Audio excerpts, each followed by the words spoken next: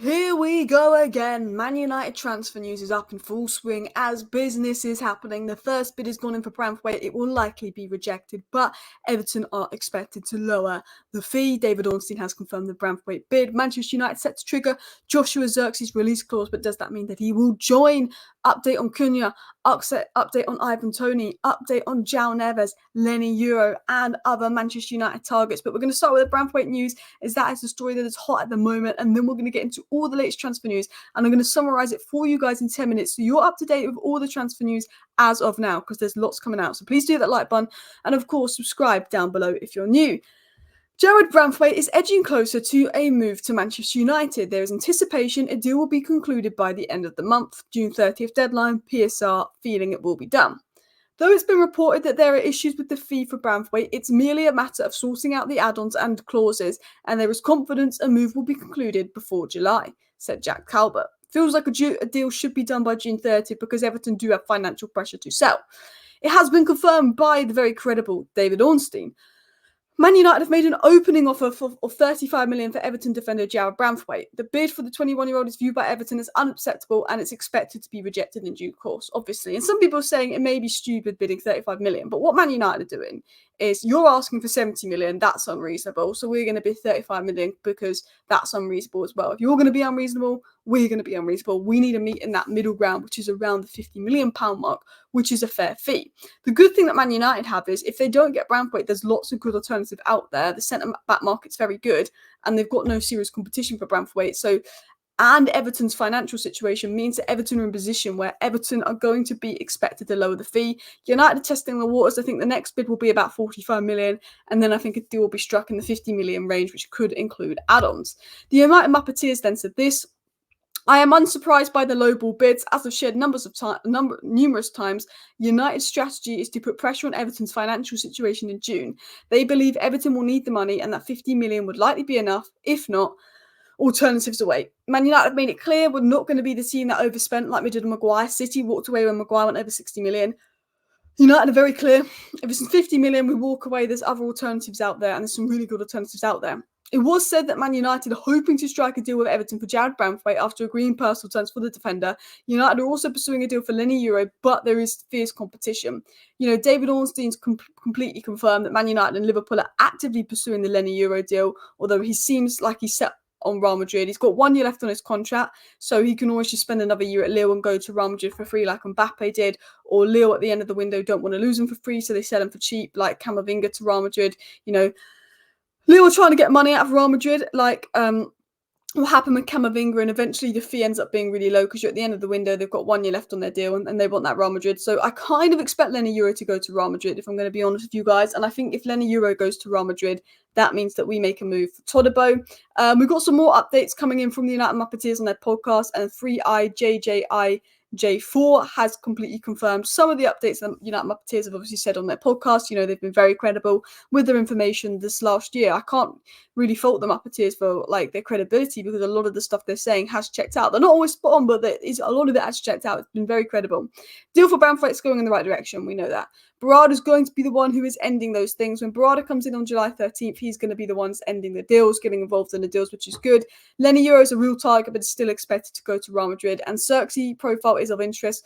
We want a profile which suits Bruno and Rashi, and that's in sort of the Zirkzee profile, the Cunha profile, which will get the best out of Bruno Fernandes and Rashi as well. It was actually said on Joshua Zirkzee that Man United have strong interest in Joshua Zirkzee, and they are considering triggering his $34 million release clause. Man United are more than happy to trigger his $34 million release clause. They like Joshua Zirkzee. They've had an interest in him for a while. Now Ten Hag staying. We know Ten Hag likes the player.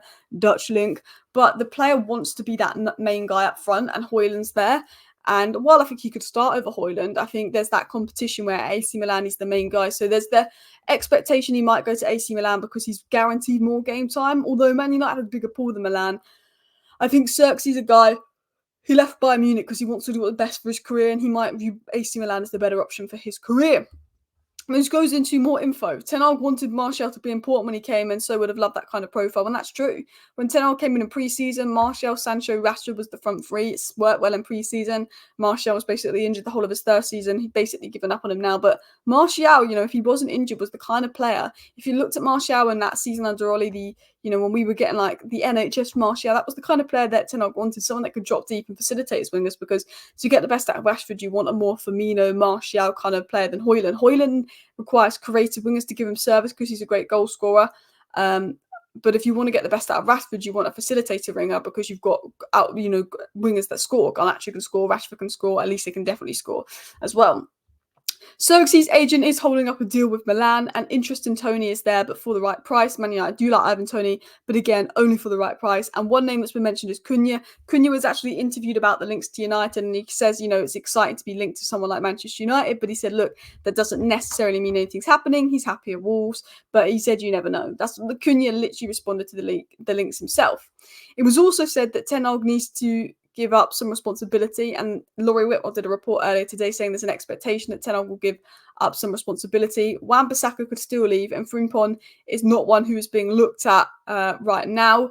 They also mentioned a guy that I'm not too familiar with, but Coyote from Fiorentina is being watched there, and there's a potential doubts for the Saudi deal with Casemiro. MLS could become an option as well. Hopefully Casemiro does go to Saudi.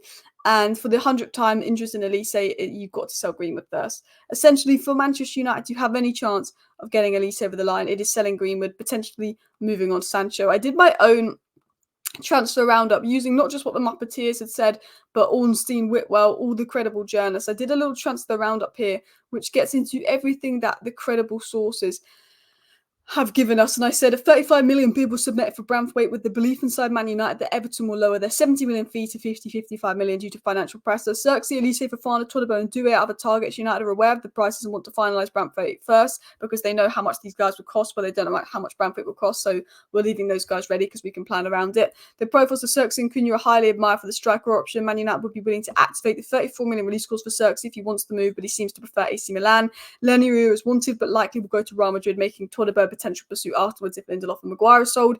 United likely to test the waters with Joao Neves with a bid, but are not confident Benfica will lower price. If we make a lot of money, we'll get Neves. The Olise move will happen after Sancho Greenwood situation is sorted. Olise is expected to wait for all offers before considering his options.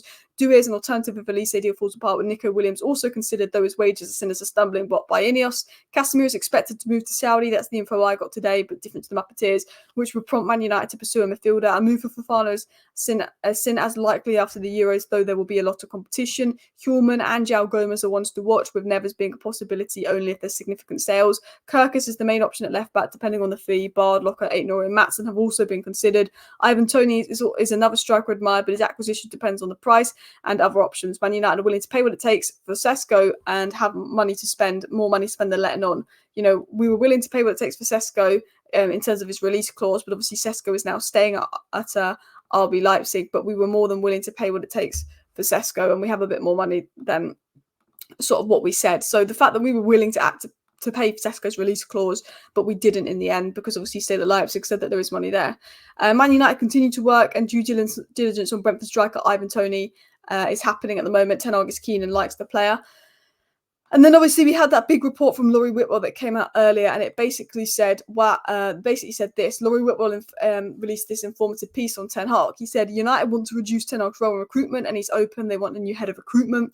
Ten Hag met with Kolo Muani last summer, but judged him not to be the right fit, which is good. Højlund's so much better. Ten Hag still talks about the effect Frankie de Jong could have. We know. Interestingly, Ten Hag really liked Rice and pushed for him last summer and the one before. We got Declan Rice, man. Wow. Ten Hag wanted Dumfries and a swap deal with Inter for Dalot, but was discussed, but money was a problem. I'm glad that didn't happen. What season Delot's had. And United agreed a deal for Verbruggen, but he chose Brighton, which could have been a very good backup option instead of Bayern.